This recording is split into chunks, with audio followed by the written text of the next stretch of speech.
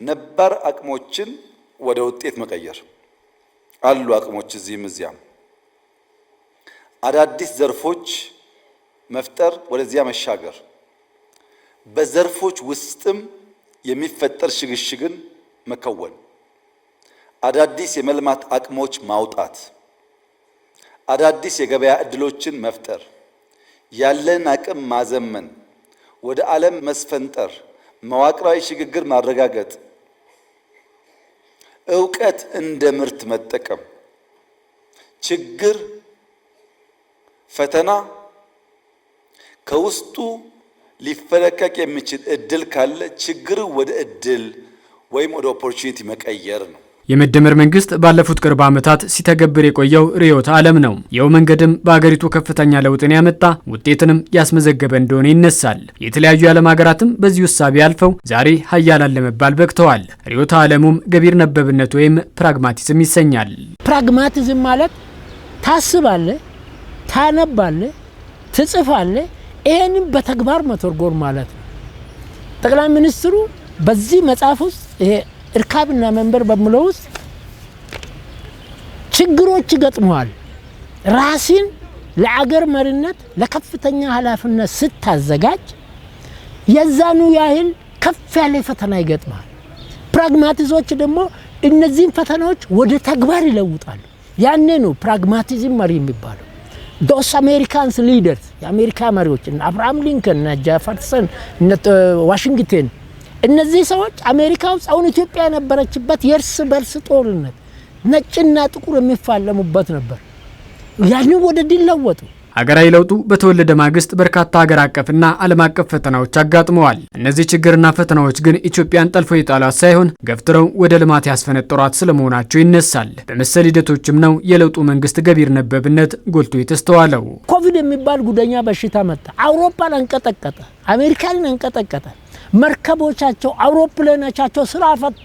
ባቡር በምድር ላይ ብዙ ዕቃ እንደሚጭን የኢትዮጵያ አውሮፕላኖች በሙሉ ወዴት ሆኑ? የአፍሪካን የዓለምን ችግር ፈታ። ቀጠለ።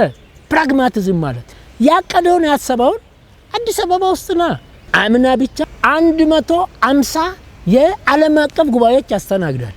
አሁን ዛንድሮ የአሁኑ ወር ሳይሆን ከዛሬ 15 ቀን በፊት ባለኝ 106 ጉባኤ ዓለም አቀፍ ጉባኤዎች ተካሂዷል። አሁን በዚህ ዓመት ማለት የወዳጅነት አደባባይ፣ የሳይንስ ሙዚየም፣ እንጦጦ ፓርክ፣ ወንጪ ስንትና ስንት ሁሉ ፕራግማቲዝም ነው። የምትናገረውን ስትሰራ ችግሮች አሉ፣ ግን ከዚያ ውስጥ ኦፖርቹኒቲን ፈልቆ ማውጣት ከዚያ ውስጥ መልካም እድል ፈልቆ አውጥቶ መጠቀም መቻል ይኖርብናል ነው። ችግር ጠልፎ የሚጥለን ሳይሆን ገፍቶ የሚያስፈነጥረን መሆን አለበት። ጫፍና ጫፍ ያሉ ሀሳቦችን ወደ ማዕከል በማምጣት ለሀገር እድገት በጋራ መስራት አንዱ የፕራግማቲዝም መለያ ነው። በመሆኑም ስኬታማው የኢትዮጵያ ገቢር ነበብነት ጉዞ በልማት ብቻ የሚስተዋል ሳይሆን በፖለቲካውም ዘርፍ ጎልቶ የሚወጣ ነው። የሀሳብ ልዩነት ይዘ በአንድ ፓርላማ ውስጥ የሀሳብ ልዩነት ይዘ በአንድ ሀገር ውስጥ ምርጫ መጣ በየ5 ዓመት አብንና ኢዜማ ሌሎችም አሁን ከፓርቲ ጋር ከገዢ ፓርቲ ጋር እየተባበሩ ያሉት የስልጣኔ ምንጭ ይሄ ነው። መረጋጋት ነው፣ መረዳዳት ነው፣ መተባበር ነው።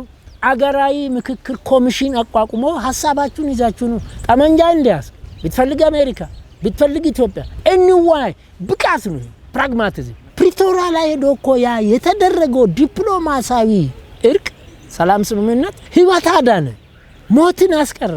ይሁንና ከዚህ ሐሳብ ያፈነገጡና ዛሬም የጠመንጃ አፈሙዝን ለችግሮች መፍትሄ አድርገው የሚንቀሳቀሱ አካላት የሉም ማለት አይደለም። በመሆኑም እነዚህ አካላት የኢትዮጵያን ገቢር ነበብነት ጉዞ በአግባቡ ተረድተው ለሀገራቸው እድገት እንዲጥሩም ይጠበቃል።